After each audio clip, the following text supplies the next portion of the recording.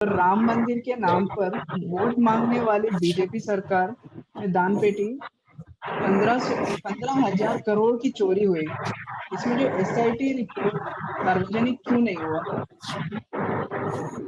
सार्थक 15,000 करोड़ नहीं बल्कि वह 1,500 करोड़ है।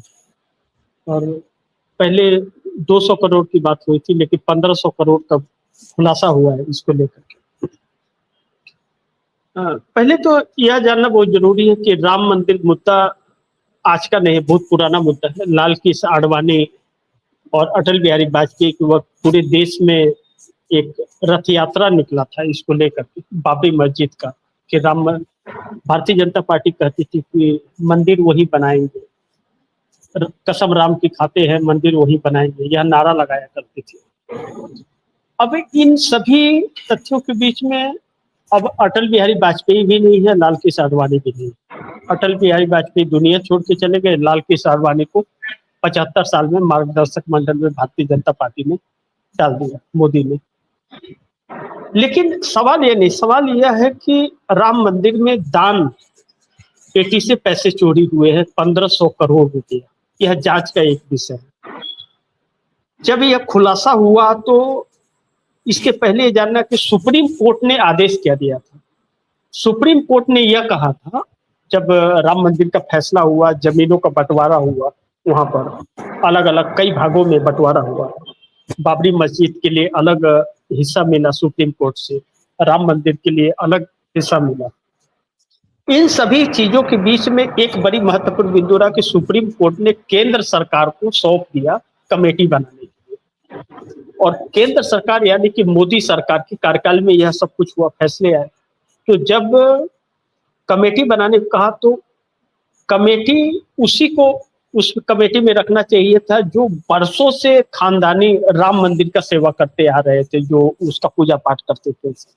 लेकिन मोदी सरकार ने उनको साइड कर दिया और आरएसएस वालों को, भाजपा वालों को उस कमेटी में रख दिया। अब इसमें यह महत्वपूर्ण है कि state bank of India, Ayodhya का जो स्टेट बैंक ऑफ इंडिया है, उसमें इस ट्रस्ट का खाता है।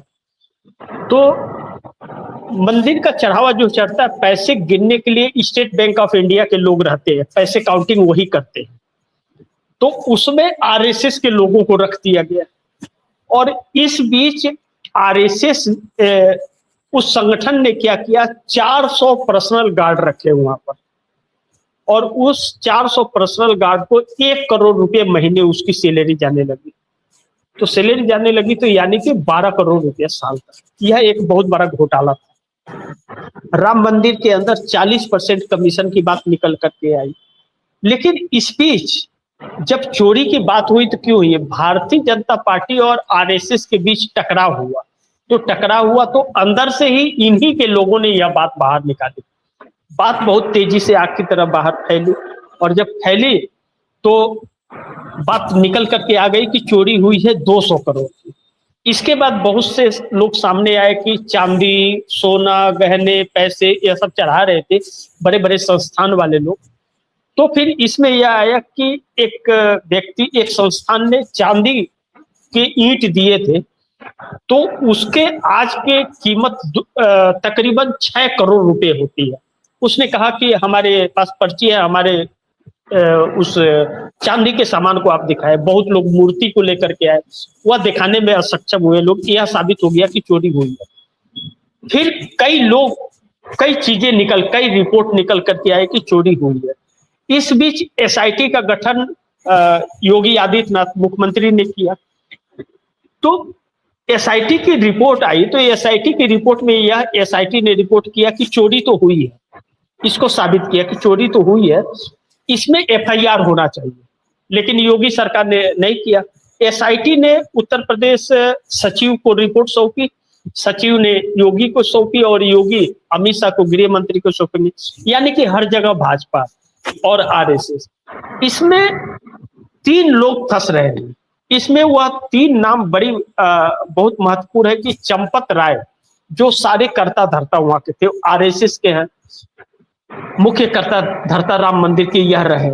लेकिन इसके साथ साथ चंपत राय के साथ और भी 2-3 लोग इसमें शामिल हुए। अनिल मिश्रा, आरएसएस के हैं और गोपाल राव आरएसएस के हैं।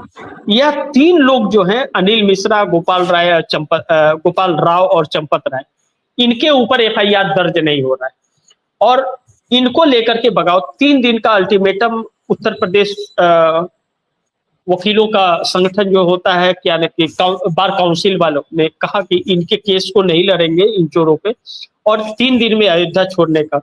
लेकिन इस पर लीपापोती की जाने लगी और बात बढ़ते बढ़ते 200 से 1500 करोड़ पर आ गई। अब अभी तक इस पर एफआईआर नहीं हुआ है। सुप्रीम कोर्ट में मामला आया तो सुप्रीम कोर्ट ने कहा कि हमारे पास अभी वक्त नहीं है सुनने के लिए। इतना इम्पोर्टेंट चीज है कि आम लोगों के श्रद्धा से जुड़ा हुआ मुद्दा है और इस पर अगर सुप्रीम कोर्ट सुनवाई नहीं करता है तो यह चिंता का विषय तो है, इस बात से इनकार नहीं कर सकते। लेकिन भारतीय जनता पार्टी और आरएसएस से इससे ज्यादा उम्मीद भी नहीं कर सकते। हकीकत यह है कि राम मंदिर से एक बात तो साबित हो गई कि जो आरएसएस और भारतीय जनता पार्टी हिंदुत्व को अपना मुद्दा बना रही थी देश के अंदर और देशभक्ति को, यह दोनों बैकफुट पर आ गया है। रक्षा मंत्री राजनाथ सिंह ने ऑपरेशन सिंदूर के दौरान जो पहलगाम में हुआ था, पाकिस्तान के साथ युद्ध हुआ था ऑपरेशन सिंदूर, उसमें 6 जवान हमारे देश के शहीद हुए थे और इसको छिपा दिया गया। पार्लियामेंट में तथ्यों और सबूतों के साथ बात करना पड़ता है और रक्षा मंत्री राजनाथ सिंह ने पार्लियामेंट में यह कहा कि कोई जवान हमारा शहीद नहीं हुआ और 6 जवानों की शहीदगी की बात आ गई। अब ऐसे में कानून यह कहता है, संविधान कहता है कि उनको कोर्ट उस पर फैसला नहीं देगा, उस पर स्पीकर देते हैं, जो पार्लियामेंट के स्पीकर होते हैं, सबसे सर्वमान्य, उनको सजा हो सकती है, उनके सांसदी जा सकती है। लेकिन अभी तक कुछ हुआ नहीं है। इधर चंदा चोरी क्या हो गया। तो एक बार राहुल गांधी ने कहा था कि चौकीदार चोर है, बहुत यह बात उठी थी। तो यह उठने के बाद सभी भारतीय जनता पार्टी वालों ने और भाजपा के कार्यकर्ताओं ने कहा कि मैं भी चौकीदार, डीपी लगाना शुरू कर दिया। लेकिन उसके बीच अब हाँ ये बात एक्चुअली इंटरनेट पे भी बहुत फैली है। हाँ, तो अब चंदा चोरी हुआ है तो अब भाजपा वाले नहीं डीपी लगा रहे कि मैं भी चोर। तो अब इनकी सच्चाई असल क्या है कि सामने आ गई है। अब जो राम मंदिर एक श्रद्धा का बात है, हम लोग को अच्छी तरह से याद है कि हर घर से एक ईंट गया था उस वक्त। हम लोगों के भी घर से ईंट गया था, चंदा गया था राम मंदिर के लिए। लेकिन ईंट का पता नहीं चला, ईंट से तो राम मंदिर बना नहीं है, राम मंदिर तो मार्बल से बना हुआ है। ईंट बेचे, करोड़ों की संपत्ति बेची, कहाँ गया? जो चंदा गया था वह भी चंदा गायब है और इसका आज तक ऑडिट नहीं हुआ है। 1500 करोड़ नहीं, यह संख्या बताई जा रही है, बगैर आधिकारिक तो नहीं है, लेकिन यह बताया जा रहा है कम से कम 5000 करोड़ रुपए का घोटाला है। और इस पर आरएसएस और भाजपा वालों ने इस पैसे को विपक्षी दल के नेताओं को तोड़ने, खरीदने, परोस के लिए यह इस्तेमाल हुआ है। इन लोगों ने अपने अपने मकान में। अब एक बात और निकल के आई है कि राम मंदिर के अंदर लौह कुश मिश्रा नाम का एक व्यक्ति है जो 12,000 से 18,000 पा रहा था। 3 मंजिला बिल्डिंग उसका बन रहा था। जिस दिन उसका काम लगा उस दिन से 3 मंजिला बिल्डिंग बनाना शुरू कर दिया और कई बिल्डिंगें उसकी बनी हुई है। 1800 कमाने वाला घर का खर्चा नहीं चला सकता, बिल्डिंग कहां से बना लेगा अलीसर। तो यह चीजें हैं, जांच का विषय है, लेकिन इसका कुछ निष्कर्ष निकलेगा नहीं। मैं बहुत विश्वास और दावे के साथ कह सकता हूं कि भाजपा और आरएसएस मिल करके इसको दबा देंगे, प्रशासन दबा देगा, न्यायपालिका से इंसाफ नहीं मिलेगा। न्यायपालिका भी अब उस काबिल नहीं रह गया जिसके ऊपर भरोसा किया जा सके। बहरहाल देखते हैं, जनता में इसका आक्रोश और गुस्सा तो है राम मंदिर को लेकर के। आगे क्या होता है इस पर नजर बना रहेगा, जो भी होगा तो आगे भी हम लोग इस पर चर्चा करेंगे। जी सार्थक। पर क्यों नहीं हो सकता इसमें? जो अपोनेंट है वो पॉइंट कर सकती है ना, वो सबको दिखा सकती है क्या कर रहे हैं। नहीं, विपक्ष का अब सवाल ही नहीं रहा। विपक्ष की पार्टियां जो है उसको तोड़ दी जा रही है सार्थक। और एक कांग्रेस है जो जरा स्ट्रॉन्ग है, जिससे भारतीय जनता पार्टी नहीं उलझ पा रही है। कांग्रेस को लेकर के जब नरेंद्र मोदी आए थे तो उन्होंने कहा था कि कांग्रेस मुक्त देश बनाऊंगा। उनका नारा ही यही था, कांग्रेस मुक्त देश बनाने का। कांग्रेस मुक्त नहीं हो सकती। नरेंद्र मोदी जैसे लोगों को 7 जन्म लेने पड़ेंगे कांग्रेस मुक्त करने के लिए, तभी भी नहीं हो पाएगा। क्योंकि कांग्रेस एक ऐसी पार्टी है जिसने इस देश के लोकतंत्र को स्थापित किया है, संविधान दिया है इस देश को। कांग्रेस गांधी परिवार से ही नहीं है, सिर्फ गांधी परिवार है तो कांग्रेस है ना, ना, कांग्रेस हर घर में है। और कांग्रेस जब जागती है तो फिर अच्छे अच्छे काम निकलते हैं। राहुल गांधी एक चेहरा है, गांधी परिवार एक चेहरा है, गांधी परिवार ने शहादत दिया है देश के लिए, इसमें कोई शक नहीं है। भाजपा और आरएसएस जो है यह एक मुखौटा है। अंग्रेजों के वक्त भी यह लोग अंग्रेजों की गुलामी करते थे।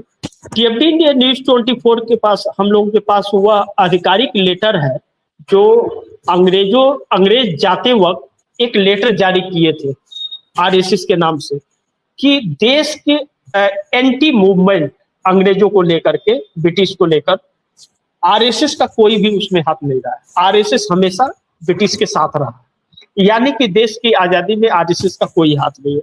आधिकारिक लेटर हम लोग के चैनल के पास में आधिकारिक लेटर यह है जो गवर्नमेंट ब्रिटिश ने जारी किया था। वो लेटर बहुत सारे रिकॉर्ड हैं, यह सब हम लोगों के पास आधिकारिक तौर पर यह बात हम लोग कर रहे हैं। अब वह आरएसएस हिंदू राष्ट्र बनाना चाहता है, अब विपक्ष को तोड़ा जा रहा है। यह चुनाव नहीं जीत पा रहे हैं, तो चुनाव नहीं जीत पा रहे हैं तो चुनाव आयोग को साथ लेकर के और धोखाधड़ी से चुनाव जीत रहे हैं, यानी कि चोरी डकैती हो रही है, गड़बड़ियां हो रही है वोट में। आप वोट डालने जाओगे तो आपका वोट आप किसी दूसरी पार्टी को दे रहे हो तो उसी पार्टी को आपको वोट जाएगा या उसी इंसान को, यह गारंटी नहीं है, आपका वोट कहीं और चला जाएगा।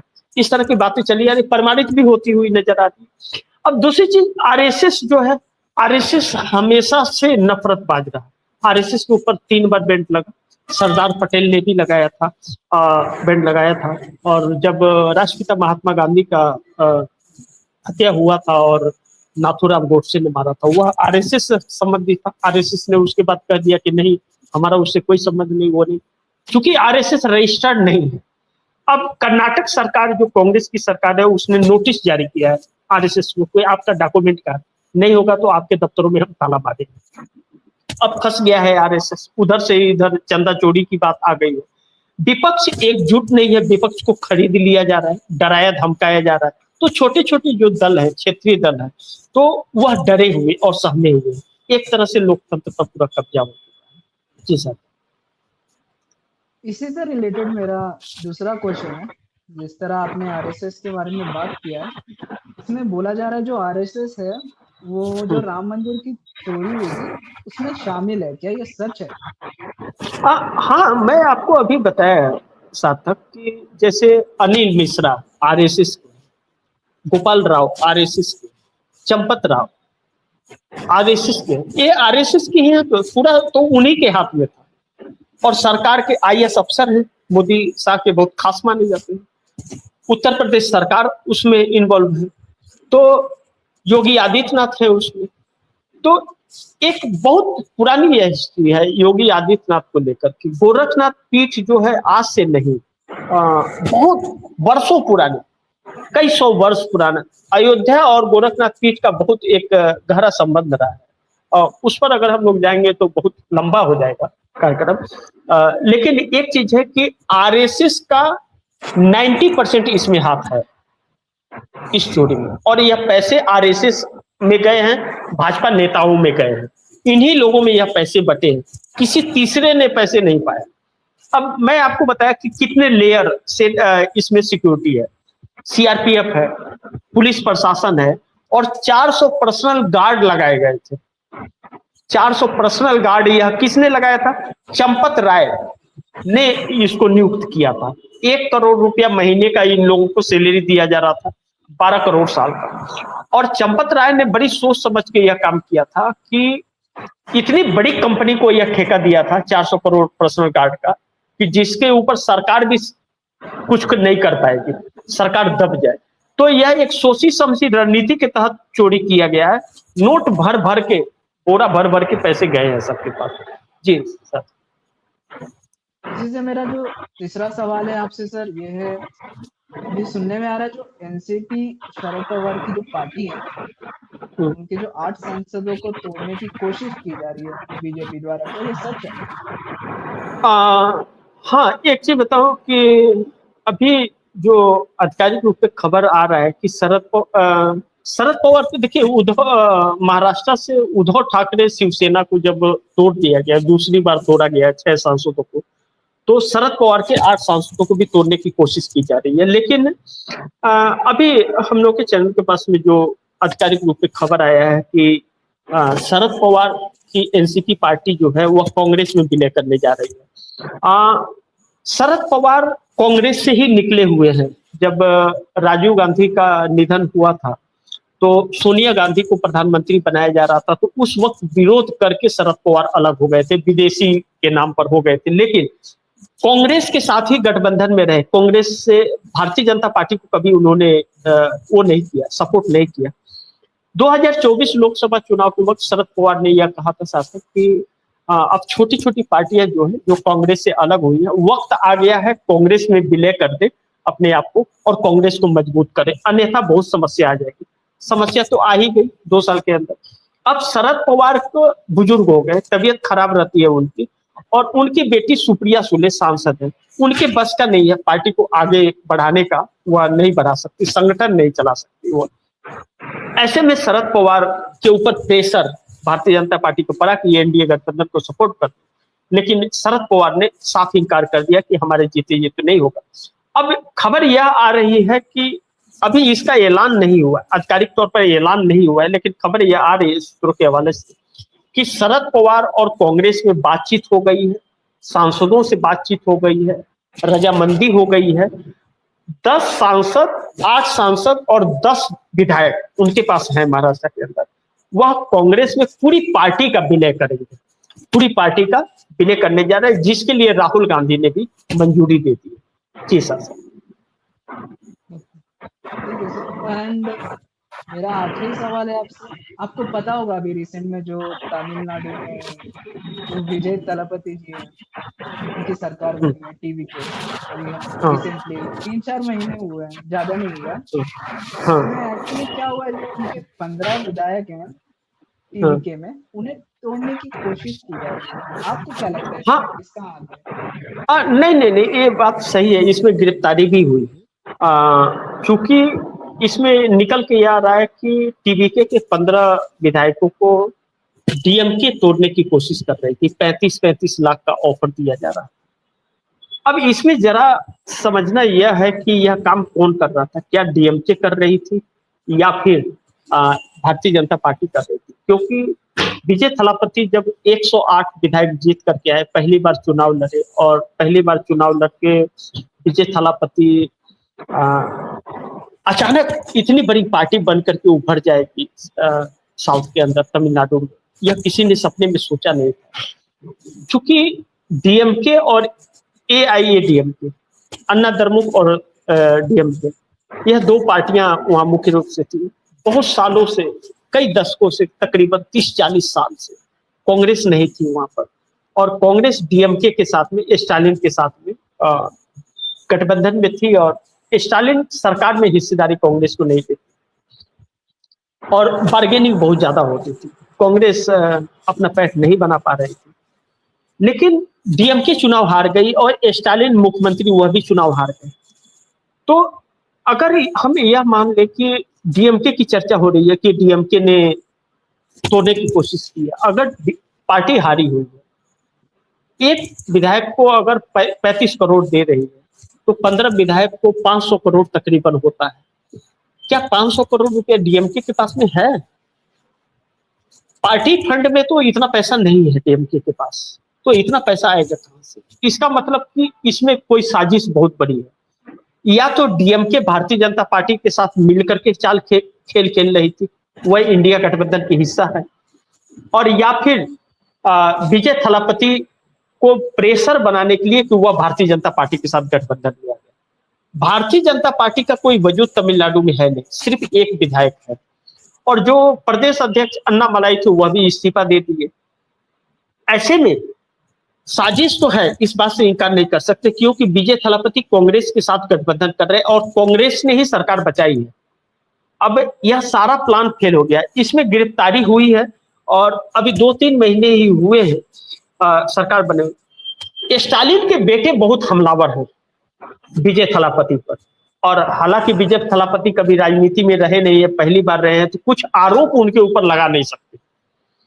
तो लेकिन यह जांच का विषय है और अब जांच शुरू है इसकी। अभी जब तक जांच न हो जाए, क्योंकि इसमें बहुत कुछ ऐसा बाहर निकल करके नहीं आया है कि जिस पर बड़ी गंभीर रूप से चर्चा किया जाए, लेकिन भारतीय जनता पार्टी, मोदी और शाह का जो रवैया है जिस तरह का, एक वाकया याद दिलाऊंगा मैं सार्थक आपको, कि अभी कुछ ही दिन पहले वहां से विजय थलापति की सरकार बनने के बाद डिफेंस का एक प्रोजेक्ट था, 100 एकड़ की जमीन तमिलनाडु सरकार ने केंद्र सरकार को अलॉटमेंट किया था। बहुत बड़ा प्रोजेक्ट, उस प्रोजेक्ट को वहां से उठा करके आंध्र प्रदेश लेकर के गया।